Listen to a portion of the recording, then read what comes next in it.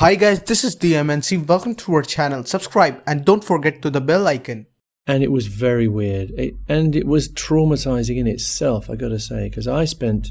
Brian May was left traumatized hearing Freddie Mercury's vocals after his death. In a new appearance on How Do You Cope podcast, Brian May paid his tribute to Freddie Mercury, recalling what he felt after Freddie died. For him, losing Freddie Mercury was like losing a brother, he said. It was very weird, it was traumatizing in itself. I spent hours and days and weeks working on little bits of Freddie's vocals. Listening to Freddie the whole day and the whole night, I'd have moments thinking, this is great, this sounds great Freddie, oh you're not here. He had to step away from the project every so often to recover from the grief he was hit with. He continued, it was quite difficult. You'd have to go away from it sometimes and recover and come back.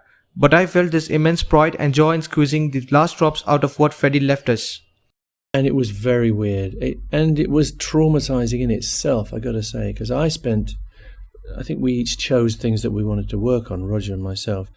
And I spent hours and days and weeks working on little bits of Freddie's vocal, kind of polishing them up and in some cases moving them around, constructing completed vocals out of scraps and listening to Freddie the whole day and the whole night.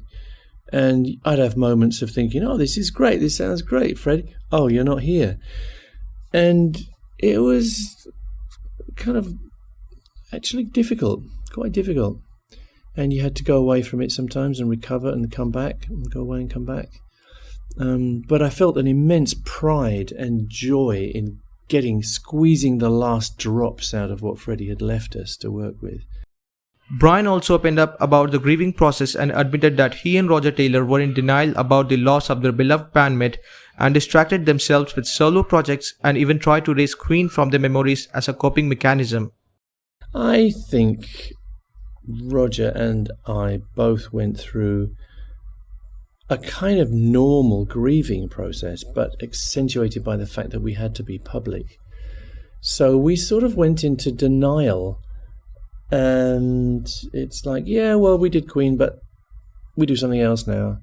And both Roger and I plunged into our solo work and didn't want to talk about Queen. Now that seems almost kind of nonsensical because we'd spent half of our lives constructing Queen and building that legacy of what it was.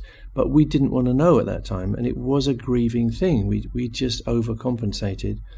But it went on for a long time, I would say a couple of years.